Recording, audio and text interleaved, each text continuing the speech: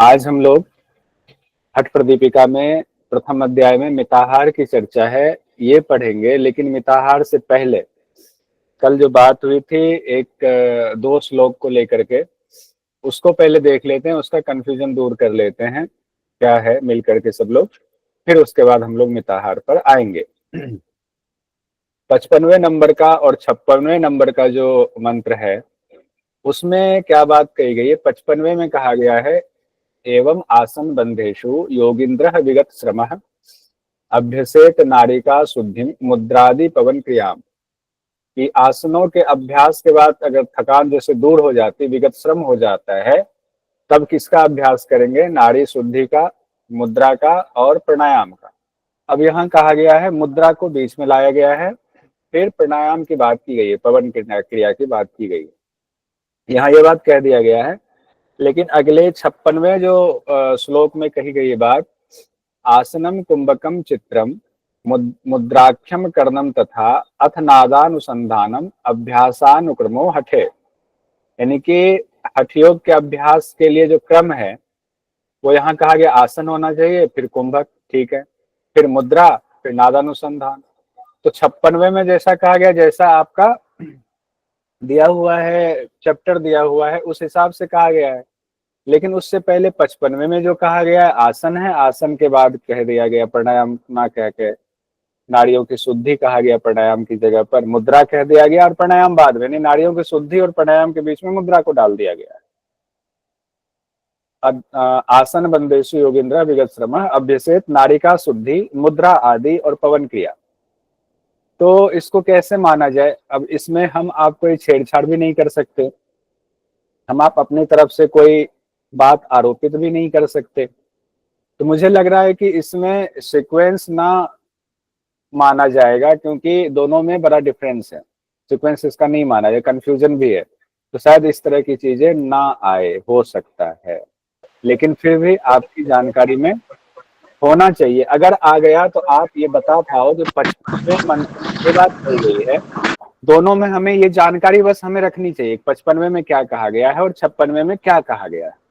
बाकी अपने तरफ से आरोपित हम करने का कोई मतलब हमें बनता नहीं, क्योंकि पहले वाले में अगर नाड़ी शोधन है, प्राणायाम है, तो दोनों एक साथ हो तो बात समझ में आती, फिर मुद्रा बीच में नहीं आना चाहिए था, क्योंकि मुद्रा का बिल्कुल अलग से 10 मुद्रा का चैप्टर है, उसमें सारी जानकारी दी गई है।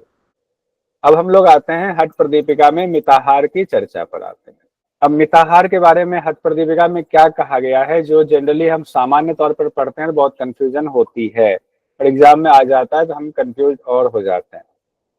कहा गया, सुस्निग्ध मधुर आहारश्च चतुर्थांश विवर्जितः भुज्यते शिव संप्रीत्यै मिताहारः स उच्यते।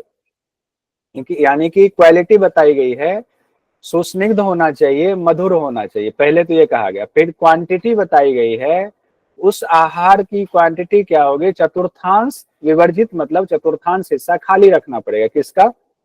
भोजन हम कर रहे हैं स्टमक में, तो स्टमक में भोजन की क्वालिटी होगी सुस्निग्ध मतलब चिकना, मधुर मतलब मीठा, लेकिन क्वांटिटी होगी कि 1/4 हिस्सा स्टमक का खाली होना चाहिए, चतुर्थांश विवर्जिता। उसके बाद कहा गया है, भुज्यते शिव संप्रीत्यै मिताहारः स उच्यते। यानी कि अब उसको भगवान शिव को समर्पित करते हुए, अर्पित करते हुए भोजन करना चाहिए, यही मिताहार है। अब भगवान शिव को अर्पित करते हुए का दो सेंस निकल सकता है। एक ये कि भोजन करने बैठे भगवान शिव का नमस्कार किया, प्रणाम किया, थोड़ा सा अंश जो है निकाला हमने, फिर हमने भोजन किया। जनरली हम देखते हैं ये प्रथा चली आती है। दूसरा भाव ये भी हो सकता है कि हम ये माने कि हमारे अंदर ही भगवान शिव हैं, ये मंदिर है और इसके अंदर जो आत्मा है वही भगवान शिव हैं। तो उस शिव भगवान के लिए ही शरीर चूंकि चलता रहे, उनकी प्राप्ति के लिए शरीर को चलाना है, तो हम उस भाव से प्रसाद समझ करके भोजन को कर रहे हैं। लेकिन शब्द से जो है कि भगवान शिव को अर्पित करते हुए भोजन करना चाहिए, मिताहार है। तीन चीजें आ गई, आहार की क्वालिटी, आहार की क्वांटिटी और खाने वाले का भाव क्या है। तीनों चीजें इसमें आई हुई। भाव भी बहुत मायने रखता है भोजन के दौरान। अब जो सबसे इंपॉर्टेंट चीज है वो है चतुर्थांश विवर्जित वाला, जिसका अर्थ ज्यादातर विद्वानों ने या सभी व्याख्याकारों ने आप ये कह लें ये लगाया हुआ है कि अगर ये पेट है तो आधा हिस्सा भोजन से भरेंगे, एक चौथाई पानी से भरेंगे और एक चौथाई हिस्सा यानी चतुर्थांश हिस्सा खाली छोड़ देंगे। लेकिन हठ प्रदीपिका में इतना ही कहा गया, चतुर्थांश विवर्जिता है। तो आप कहेंगे ठीक है, मैं भी कहूंगा ठीक है, जो ये यहाँ पर जो मैंने ये लिखा हुआ है चतुर्थांश का नियम जो लिखा है, यही नियम चलता है, यही आयुर्वेद में बताया गया, यही सारे व्याख्याकारों ने बताया है। लेकिन एग्जाम की दृष्टि से तो चतुर्थांश विवर्जित कहा गया, तो एग्जाम के लिए वो याद रखे, हठ प्रदीपिका में चतुर्थांश विवर्जित कहा गया, चतुर्थांश विवर्जित, कहीं नोट कर लीजिए। हठ प्रदीपिका में ये बात नहीं कही गई है कि आधा हिस्सा फूड से, एक चौथाई वाटर, एक चौथाई खाली छोड़ना है, क्योंकि एग्जाम में क्वेश्चन ऐसे आया हुआ है चतुर्थांश विवर्जित शब्द दे करके। अब हम लोग इसके बाद देखते हैं भोजन में किस तरह का और भोजन नहीं करना चाहिए। तो थोड़ी सी बात है अभी और उसको विस्तार से कहेंगे। आगे कटु भोजन नहीं होना चाहिए, अम्ल नहीं होना चाहिए, तीक्ष्ण नहीं होना चाहिए, लवण नहीं होना चाहिए, ये चारों नहीं होने। षड रस होता है हमारा, 6 रस होता है, 6 रस में इसके अलावे 2 रस हमारा कौन सा बच जाता है, कसाय और मधुर। तो कसाय मधुर के बारे में, मधुर तो कहा गया खाना है, कसाय के बारे में कोई चर्चा नहीं है, कसाय के बारे में चर्चा ही नहीं।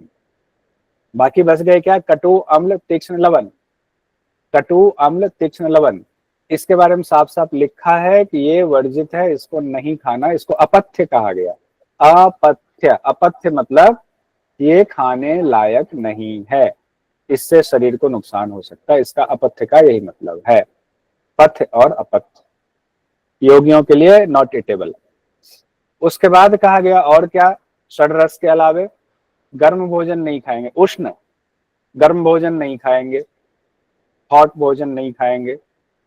हॉट का 2 अर्थ हो सकता है, एक होता है गरम गरम, खूब गरम गरम भोजन है उसकी चर्चा हो रही है, या उसकी तासीर गर्म है उसकी चर्चा हो रही है, क्लियर नहीं है, लेकिन दोनों ही बातें होंगी। खूब गर्म भोजन भी नहीं खाना और तासीर गर्म वाले भोजन भी नहीं खाना। हरित साग की बात उसके बाद आती है, जो हरा साग है उसको भी मना किया गया है, जनरली हरित साग को मना किया गया है। तो कौन से हरित साग खाने हैं वो बाद में आएगा। सौवीर कहा गया, सौवीर का इस्तेमाल नहीं करना है। सौवीर कहा गया है खट्टी भाजी को कहते हैं, फर्मेंटेशन वाला जो फूड होता है, कांजी जिसको कहते हैं, सौवीर का इस्तेमाल नहीं करना है। तेल का मतलब, तेल को तेल कहा जाता है संस्कृत में, तो यहाँ तेल लिखा हुआ, तेल का इस्तेमाल नहीं करना है। तिल जो होता है जिसके 14 जनवरी को इस्तेमाल होता है तिल का, वो इस्तेमाल नहीं करना है। सरसत कहा गया, सरसों को, सरसों का इस्तेमाल नहीं करना है। मद्य तो सब लोग जानते ही हैं, ड्रिंकिंग वाला जो सिस्टम चलता है, यानी कि शराब। मत्स्यान कहा गया है मछली।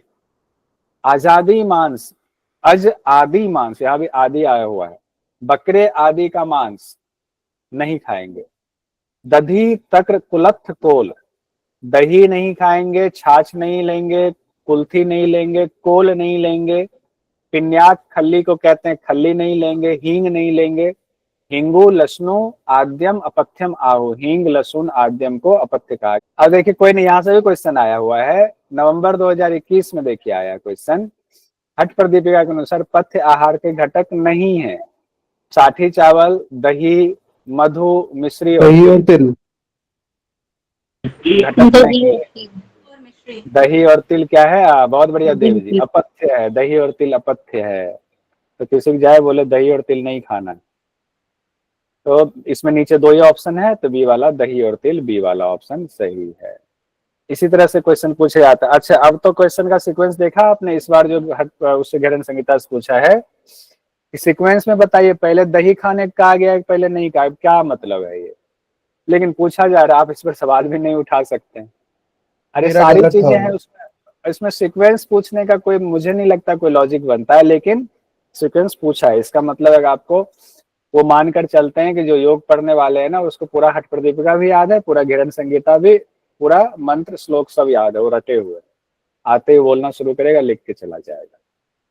तो ये सीक्वेंस भी हमें ध्यान रखना पड़ेगा। अब ऐसा आ रहा है क्वेश्चन तो इसको करना ही पड़ेगा, कम से कम इंपॉर्टेंट याद रख लीजिए। दही तक्र कुलत्थ कोल है, पिन्याक हिंगू लहसुन है, ये ध्यान रखिए। पहले क्या क्या कहा गया, आजादी मांस है तो ये दही से पहले है, ऐसा कोई लॉजिक लगाइए, क्योंकि पूरा तो एक एक चीज तो याद नहीं कर सकते, तो कम से कम कहीं ना कहीं से हम माइंड का इस्तेमाल करके उसका एक सेटिंग बना लेंगे। आगे बढ़ते हैं। भोजनम अहितम विद्यात पुनरअपि उष्णीकृतम रुक्षम अति लवन अम्ल युक्तम कदसन साकोत्कटम वर्ज्यम।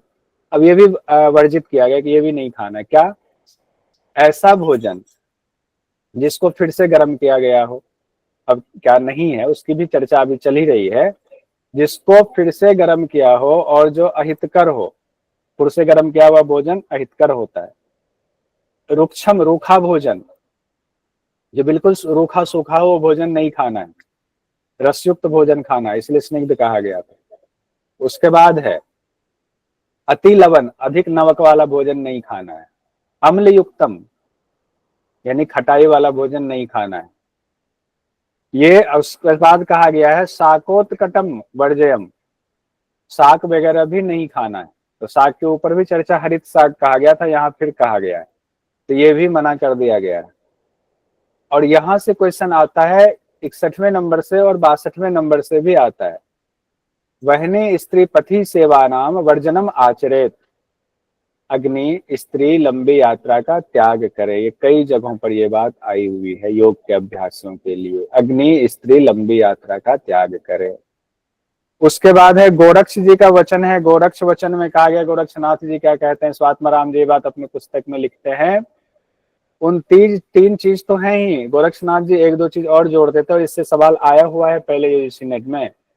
वर्जयेत दुर्जन प्रांतम वहिनी स्त्री पथि सेवनम प्रातः स्नान उपवास आदि काय क्लेश विधिम तथा, आदि यहां भी आ गया है।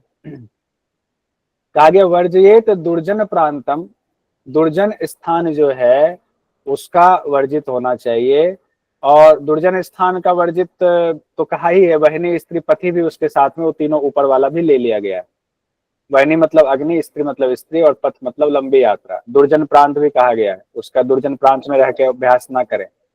उसके बाद कहते हैं प्रातः स्नान और उपवास आदि, मतलब इस तरह के जो नियम हैं, काय क्लेश जो शरीर को नुकसान पहुंचाने वाले, तकलीफ देने वाली विधियां हैं, इसका इसको वर्जित करना चाहिए। जैसे कल देव जी ने अपने स्टेटस पर लगाया था, उसमें योग गुरु कह रहे हैं कि हॉट योगा चल रहा है, जिसमें कमरे को 40 डिग्री टेम्परेचर पर कमरे को गर्म किया, फिर उसमें योग कर रहे हैं, पसीना बहुत निकला, उससे फैट लॉस होता है, वो गलत है। इस तरह की चीजें नहीं करनी चाहिए। तो यहाँ पर हम एग्जाम की दृष्टि से क्या देखेंगे, दुर्जन प्रांत में बच के रहेंगे, या दुर्जन प्रांत लिखा नहीं है, दुर्जन प्रांत यहाँ में ऐड कर देता हूं। दुर्जन प्रांत तो हो ही गया, अग्नि स्त्री पथ भी हो गया, लंबी यात्रा ये वर्जित है। प्रातः स्नान इसलिए कहा गया सुबह का स्नान, जनरली तो गर्मी का समय है तो प्रातः स्नान को। यहाँ कहने का तात्पर्य ये है, काय क्लेश विधि बात कही गई, इसका तात्पर्य यह है अगर गर्मी में सुबह नहाते हैं तो शरीर को कोई तकलीफ होगी? नहीं होगी, शरीर को रिलैक्स मिलेगा। तो भीषण ठंड है, आजकल तो गीजर आ गया तो गर्म पानी से नहा लेते हैं, उस समय लिखा गया जब उस समय की गीजर था ही नहीं। तो उस समय अगर भीषण ठंड में आप तालाब में नहाने जा रहे हो, झरने में जा रहे हो, तो आप शरीर को कष्ट ही दे रहे हो। तो कहा गया ऐसे कष्ट देने वाले विधि की जरूरत नहीं है योग में। लेकिन आजकल तो भीषण ठंडी में भी आपको लगे कि नहीं हमें नहाना है तो गीजर चलाया, 10 मिनट बाद नहा करके फ्रेश होकर निकल। लेकिन एग्जाम में ये क्वेश्चन आया हुआ है पहले, इसलिए इसको ध्यान रखेंगे। आज जो मैंने कल का होमवर्क दिया था बहुत सारे लोगों ने भेजा हुआ है, इस बार बहुत ज्यादा लोगों ने भेजा है, बहुत अच्छे अच्छे बनाए हुए हैं। आगे हम लोग 62वें नंबर के श्लोक में देखते हैं। गोधूमशाली यव षष्ठिक शोभा अन्नम क्षीर आज खंड नवनीत सीता मधुनी सुंठी पटोलक फल आदि पंचशाकम मुद्ग आदि दिव्यम उदकम च यमिंद्र पथ्यम। अब ये पथ्य की चर्चा आई, क्या खाना है, तो एक बार फिर से देखिए, एक एक शब्द को जोड़ देते हैं।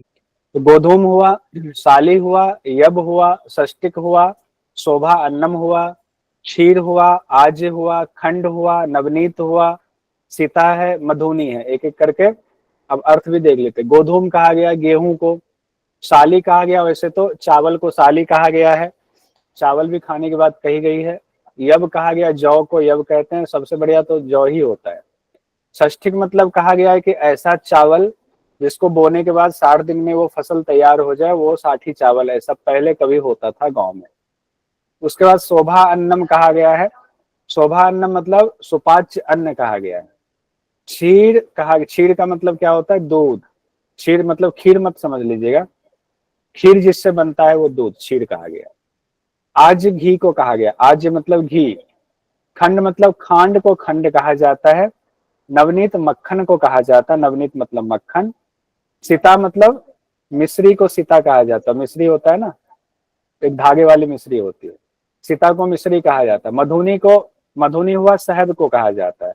अभी आ रहा हूं। सुंठी सोंठ को कहा था, सोंठ। पटोलक परवल को कहा जाता है। फल आदि पंचशाकम मतलब पटोलक फल आदि का आगे व्याख्याकारों ने लिखा है, कई व्याख्याकारों ने लिखा है कि पटोल और उसके मतलब परवल और परवल आदि के जैसे फल जो होते हैं वो है। कई लोगों ने लिखा नहीं, परवल अलग है, फल आदि कहा गया कि फल और आदि का इस्तेमाल करेंगे। पंच शाक कहा गया, 5 शाक जो है उसका भी इस्तेमाल किया करना है। पंच शाक में कहा गया जीवंती, बथुआ, चौलाई, मेघनाद, पुनर्नवा। इस बार क्वेश्चन आया था, इससे पहले भी एक बार क्वेश्चन इससे आया हुआ है पंच शाक से, कि कौन सा पंच शाक में नहीं है। या क्वेश्चन ऐसे पूछ दिया जाता है, इसमें से कौन सा साग कहा गया नहीं खाना है, तो तीन ऑप्शन दे देगा आपके, पंच साग का, जीवंती, बथुआ, चौलाई, एक दे दिया उसमें सरसों का साग। जेबीसी एमपी, क्या बात है, जेबीसी एमपी, बहुत बढ़िया देव जी। उसके बाद कहा गया मुद्ग मतलब मूंग, और कहा गया है वर्षा का जल। तो ये तो पुराने जमाने में कोई ऐसा होता नहीं था, वर्षा का जल शुद्ध माना जाता था, पॉल्यूशन नहीं था, तो वर्षा का जल भी कहा गया था इस्तेमाल कर सकते हैं। ये पथ्य कहे गए हैं, उत्तम साधकों के लिए पथ्य कहा गया। अब ये क्वेश्चन इस बार पूछा गया है 2025 में, हठयोग प्रदीपिका के अनुसार जून में पूछा गया, कौन सा हरित साग पथ्य नहीं है? सरसों।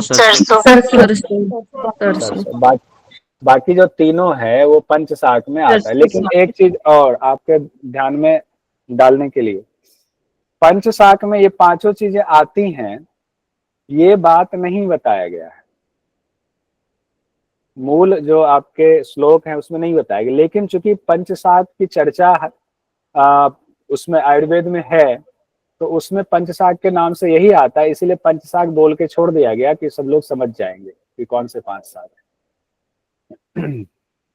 मैं ये कह रही थी सर, जैसे ये अपत्य और पथ्य, अब इनकी सीक्वेंस और फ्लो ये कैसे याद कर पाएंगे सर, क्योंकि एक के पीछे यही मैंने कहा, जो उसमें इंपॉर्टेंट चीजें हैं ना उसको देख लो। जैसे दही है तो दही से 3-4 देख लो, जो जनरली हम लोग इस्तेमाल करते हैं डेली यूज में, उसको ऐसे बिठा लेंगे, अच्छा ये कहा गया, उससे पहले ये चीज है, उसके बाद ये चीज, उसको मेन बना लीजिए, उससे प्री उससे पोस्ट क्या कहा गया, ऐसे याद कर लीजिए।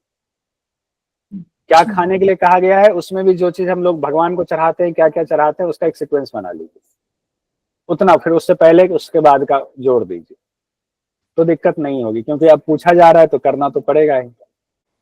सर उपवास क्यों मना किया था सर इसमें? उपवास इसलिए मना किया हुआ है कि आप जब हठयोग का अभ्यास देखोगे तो उसमें 24 घंटे का पूरा शेड्यूल बना होता है, उसमें ऑलरेडी मिताहार की बात की गई है। मिताहार में ऑलरेडी आप जो है वो, जैसे उपवास में आप कई तरह का उपवास होता है, फलाहार होता है, सिर्फ जल पे रहते हैं, कोई सिर्फ दूध पे रहते हैं, तो ऑलरेडी मिताहार तो ऐसे ही आपका पेट खाली रहता है। उपवास पूरी तरह करेंगे तो शरीर में गर्मी बढ़ती है, फिर जो है जठराग्नि प्रदीप्त होती है, ज्यादातर अभ्यासों में कहा गया है, तो वो आपके शरीर को ही गलाने लग जाएगा, इसीलिए पूर्ण उपवास की मनाही की गई है। ऑलरेडी मिताहार है तो उपवास के समान ही है। आइए 2022 अक्टूबर में पूछा गया, हठ प्रदीपिका के अनुसार योग साधकों के लिए पथ्य कारक भोजन है मूंग, कुल्थी, मेघनाद, परवल और दही। CDE third number. मुद्ग हो गया, मेघनाद हो गया, CDE third question, third answer. ACD देखिए, हाँ, कुल्थी को कहा गया दही को कहा गया तो सेकेंड आंसर होगा ACD। अब आगे कहा गया, पुष्टम सुमधुरम स्निग्धम गव्यम धातु प्रमोशनम मनो अभिलिषितम योग्यम योगी भोजनम आचरेत। ऐसा है कि इस श्लोक को याद कर जाइए, इसको तो याद कर जाइए, इससे कई बार क्वेश्चन आ चुका है, अभी बीच में गैप हुआ है, आगे भी आ सकता है, तो इसको याद कर जाइए। पुष्टम सुमधुर स्निग्धम, माइक बंद रख के बोल जाइए, पुष्टम सुमधुर स्निग्धम गव्यम धातु प्रपोषणम, गव्यम धातु प्रपोषणम, पुष्टम सुमधुर स्निग्धम गव्यम धातु प्रपोषणम मनो अभिलिषितम योग्यम, मनो अभिलिषितम योग्यम योगी भोजनम आचरेत, योगी भोजनम आचरेत। पुष्टम सुमधुर मधुर स्निग्धम, पुष्टम सुमधुर स्निग्धम, गव्यम धातु प्रपोषणम, गव्यम धातु प्रपोषणम, मनो अभिलषितम योग्यम योगी भोजनम आचरेत। कल जो है ज्यादातर लोगों से मैं यही वाला श्लोक पूछूंगा, तो कल सब लोग ही याद कर लीजिएगा इसको। 63वें नंबर का जो ये श्लोक है सब लोग याद कर लेंगे। अब इसमें पुष्टम, ये क्योंकि एग्जाम में पूछा जाता है, कहा गया पुष्टिकारक भोजन कीजिए, सुमधुर भोजन कीजिए, जो मधुर हो, मीठा हो, स्निग्ध मतलब जो चिकना भोजन हो वो कीजिए। उसके बाद कहा गया गव्यम, गाय के दूध से बनी हुई चीजों का इस्तेमाल कीजिए। धातु प्रमोशनम, जो आपके अंदर जो सप्त धातु है उसका पोषण करने वाली जो चीज हो उसका इस्तेमाल कीजिए। मनो अभिलिषितम मतलब मन को भाने वाली चीजों का इस्तेमाल कीजिए। एक योगी को इस तरह के भोजन का आचरण करना चाहिए। अब सवाल यह है कि मनो अभिलिषितम का कोई उल्टा अर्थ मत लगाइएगा। योगी का मन को अभिलिषित करने वाला हमेशा सात्विक चीज ही है, तो इसको याद करके कल आना है, ध्यान रखिएगा। आगे हम बढ़ते हैं इस क्वेश्चन पर। हठ प्रदीपिका के अनुसार योगी के भोजन का श्लोक के अनुसार क्रम ठीक करे, इसी से क्वेश्चन पूछा गया है, अक्टूबर 2022 का है ये। गव्यम धातु पुष्टिकारकम, पुष्टिकारकम स्निग्ध सुमधुर। तो बताइए कहां से शुरू करेंगे? पुष्टम, सुमधुर, स्निग्धम, गव्यम धातु प्रमोशनम। सुमधुर पहले है, स्निग्ध बाद में है। पुष्टिकारक, मीठा, स्निग्ध, गव्यम धातु प्रपोषणम, फिर मनो अभिलिषितम कहा गया है।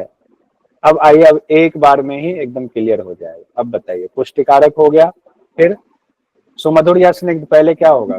सुमधुर, मधुर, फिर सी और ए, सीईडी तो ऐसे ही एक में Second option. ए बी, गव्यम और धातु प्रपोषणम वाला धातु पुष्टिकारक। जी सर, दूसरा ऑप्शन सही होगा। तो इसको कल सब लोग याद करके आएंगे। देखिए बहुत सारे लोग कहते हैं सारा नोट्स हम बना के दे देंगे, हमारे यहाँ पढ़ो, हम बना के दे देंगे, हम पढ़ो। जब वही करेंगे तो आपकी प्रैक्टिस तो हुई नहीं, तो आप क्या करोगे? नोट्स तो मैं भी दे दूंगा, मैं ये भेज भी दूंगा, मान लो भेज दूंगा मैं ये, लेकिन आप नहीं पढ़ोगे अगर, तो कोई फायदा नहीं मेरे नोट्स बनाने का। इसीलिए मैं चाहता हूं कि मैं तो जो कर रहा हूं आपसे करवाऊं, तो आपकी प्रैक्टिस होनी चाहिए। मैं खूब दौड़ रहा हूँ, खूब स्वस्थ हो रहा हूँ, तो मैं पास होऊंगा ना, मैं टॉपर होऊंगा ना, आप क्या होंगे? कुछ भी नहीं होंगे। इसलिए आपसे मैं चाहता हूं करवाना। अब आते हैं हम लोग आगे, क्या कहा गया है कि हठ योग का अभ्यास अगर युवा करे, बूढ़े करे, बहुत बूढ़े करे, दुर्बल करे, रोगी करे तो भी ठीक हो जाएंगे। कैसे? अब देखिए, क्या पता एग्जाम में इसका भी सीक्वेंस पूछ दे, कहना मुश्किल है एग्जामिनर का। युवा वृद्धो अति वृद्धो व्याधितः दुर्लभः अपि वा अभ्यासात सिद्धिम आपनोति सर्व योगेषु अत निद्रितः। युवा करेंगे, मान लीजिए हम लोग युवा है, हम करेंगे, चाहे कोई बुजुर्ग है वो कर रहे, चाहे उनसे कोई बुजुर्ग है एकदम अति बुजुर्ग है वो करे, तो पहले तीन चीजें कही गई है, युवा, वृद्ध, अति वृद्ध, युवा, वृद्ध, अति वृद्ध। फिर कहा गया कोई व्याधितः रोग बीमारी वाला है, और रोग बीमारी से कोई दुर्बल हो गया है, चाहे वो है, अपीवा, चाहे दुर्बल ही क्यों ना हो, वो भी अगर अभ्यास करता है तो उनको भी सिद्धि मिल जाती है, इसमें कोई संशय नहीं है, उनको भी योग में सिद्धि मिल जाती है अगर वो आलस्य रहित होकर के, अत निद्रित, अगर वो आलस्य रहित होकर के योग का अभ्यास करता है तो उनको भी सिद्धि मिलेगी। तो इसीलिए मत सोचिएगा मैं ज्यादा उम्र का हूँ, कम उम्र का। अपने यहाँ रजनीश सर है, 60 के होने वाले हैं सितंबर में। आज मैं देख रहा था चक्रासन लगा रहे थे, इतना सुंदर चक्रासन उन्होंने लगाया, हम लोग साथ में योग कर रहे थे, इतना सुंदर चक्रासन लगाया कि क्या कहना। और आप लोग जो है एडवांस आसन सीखेंगे इस चक्कर में पड़े रहते हैं, पहले सिंपल तो सीखो, सिंपल से अपने एडवांस हो जाएगा। उसके बाद अगला कहा गया है 65 नंबर में, क्रिया युक्त से सिद्धि स्यात् अक्रियस्य कथम भवेत् न शास्त्र पाठ मात्रेण योग सिद्धि प्रजायते। क्रिया युक्त से सिद्धि स्यात् अक्रियस्य कथम भवेत् न शास्त्र पाठ मात्रेण योग सिद्धि प्रजायते। कि सिर्फ क्रिया करने से सिद्धि मिलेगी। क्रिया युक्त कहा गया, क्रिया युक्त होने से ही सिद्धि मिलेगी, यानी कि जो अभ्यास आप कर रहे हैं तभी सिद्धि मिलेगी, बिना अभ्यास के कभी सिद्धि। अक्रियस्य कथम भवेत, बिना अक्रिया के सिद्धि नहीं मिलेगी। अब मैंने कोई एडवांस आसन की क्लास नहीं ली, सिंपल आसन करते गए, एडवांस आसन अपने आप लगता जा रहा है। आप लोग जो एडवांस आसन की प्रैक्टिस कर रहे हैं वो हो सकता है कि एक दो को छोड़ करके बाकी लोग में से कम ही होंगे अभ्यास में, एडवांस में। तो ज्यादा एडवांस के चक्कर में ना पड़े, किसमें पढ़ना है, रेगुलरिटी हो अभ्यास में। जब रेगुलरिटी होगी अभ्यास में तो एडवांस तो अपने आप लग जाएगा। ये ध्यान, मेन ये चीज। हम सोचते हैं 1 महीने में एडवांस सीख लें उसके बाद तो हम सीख गए जीवन भर के लिए, ऐसा नहीं होता है। मैं सिंपल अभ्यास करके, और वहां ऋषिकेश में गया, सिंपल अभ्यास करता, सिर्फ ट्रेडिशनल अभ्यास करता था, 5-5 मिनट एक अभ्यास में 10-10 मिनट रुकवाया जाता था, उसी से सारे एडवांस आसन लग गए। बीच में मैंने अपने स्टेटस पर भी लगाया था, आप लोगों ने देखा होगा। जबकि मेरे घुटना टूटा हुआ है, कंधा टूटा हुआ है, मेरे कमर में जो है आपको दिक्कत है, 1.5 महीने में बिस्तर पे रहा था, उसके बावजूद ये सब हो गया। तो जब मैं कर सकता हूँ तो आप में से सभी लोग कर सकते हैं, बस मिथ को छोड़ दीजिए, मिथक छोड़िए। तो कहा गया है अभ्यास से ही सिर्फ सिद्धि मिलेगी, बिना अभ्यास के कोई सिद्धि प्राप्त नहीं हो सकती है। भला कैसे हो सकती है? उसी तरीके से कहा गया, ना शास्त्र पाठ मात्रेन योग सिद्धि प्रजायते। सिर्फ शास्त्र पढ़ने से हम लोग हठ प्रदीपिका पढ़ रहे हैं, सिद्धि नहीं मिलेगी। इसको हमारे व्यवहार में उतारना पड़ेगा, तभी सिद्धि मिलेगी। नहीं जानना कोई गुनाह नहीं, नहीं जान रहे हैं तो आगे सीखेंगे। जब हम ये स्वीकार करेंगे कि हम ये चीज नहीं जानते हैं, तभी आप जानने के लिए उत्सुक हो गए। जब आपने सोच लिया कि हम ये जानते हैं, हिंदुस्तान के सबसे बड़े टीचर हम ही हैं, तो आप आगे नहीं बढ़ सकते, आपका वहीं पर ठहराव आ गया। उसके बाद कहा गया, ना वेश धारणम सिद्धे कारणम नाच तत्कथा क्रियेव कारणम सिद्धे सत्यम एतत् न संशय। सिर्फ खास तरह का वस्त्र धारण करने से भी ना वेश धारणम सिद्धे, कोई सिद्धि नहीं होती, किसी को सिद्धि नहीं मिलती है। सिर्फ योग की बातें, कारणम नाच तत्कथा, कथा सुन लिया, अभी क्लास में आए, सिद्धि मिल जाएगी, योग में नहीं मिलेगी। यूजीसी नेट निकाल लेंगे, जेआरएफ निकाल लेंगे, सिद्धि योग में नहीं मिलेगी। क्रियेव कारणम सिद्धे, सिर्फ क्रिया करने से ही सिद्धि मिलेगी, ये सत्य है, सत्यम है, एतत् न संशय, इसमें कोई संशय नहीं है। सिंपल बातें हैं, समझ रहे हैं। पीठानी कुंभका चित्रा दिव्यानि कर्णानि च सर्वाणि अपि हठभ्यासे राजयोग फलावधि। पीठानी कहा गया अलग अलग जो पीठ करते, आसन करते हैं। कुंभकाह कहा गया ढेर सारे जो कुंभक करते हैं। चित्राह कहा गया बहुत सारे चित्र मतलब मुद्रा का अभ्यास करते हैं।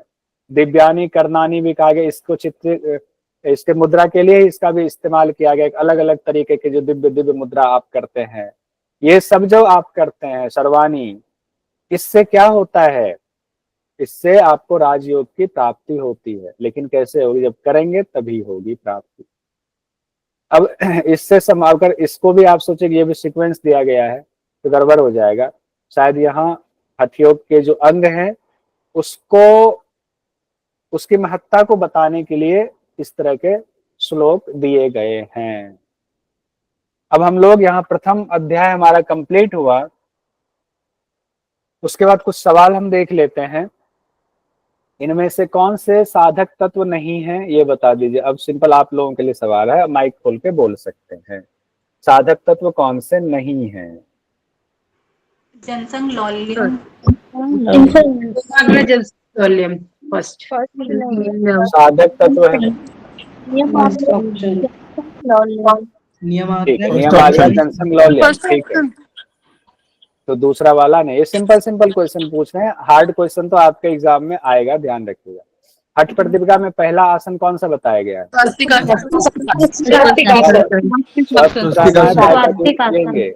मत्स्येंद्र आसन के क्या क्या फायदे बताए गए?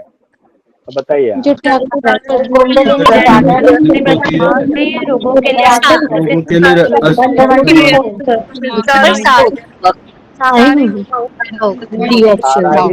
चारों ही है। कुंडली जागरण चंद्रमंडल 1 2 3 4 1 2 3 4। मिताहार में पेट को अन्न से कितना भरना चाहिए? 1/4